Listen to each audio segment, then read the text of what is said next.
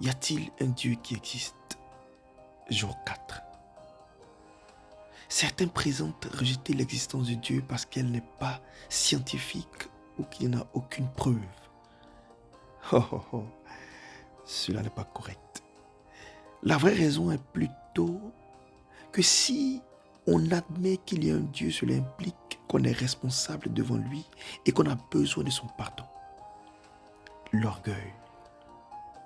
Si Dieu existe, nous devons lui rendre compte de nos actes.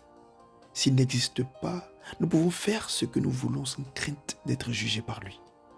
C'est pour cette raison que beaucoup de ceux qui nient l'existence de Dieu sont si fermement attachés à la théorie naturaliste de l'évolution, qui constitue une alternative à un Dieu créateur. Dieu existe et tout le monde le sait, bel et bien au fond de lui. L'agressivité même avec laquelle certains nient son existence est un argument en sa faveur.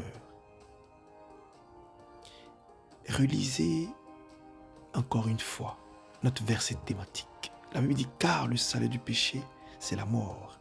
Mais le don gratuit de Dieu, c'est la vie éternelle en Jésus-Christ, notre Seigneur. » La vie continue à jamais.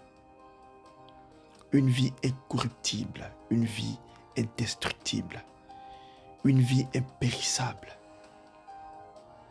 une vie sans chagrin. Si seulement vous voulez connaître cette vie, vous devez accepter Jésus-Christ comme votre Sauveur et Seigneur. Béni soit Dieu. Que Dieu vous bénisse.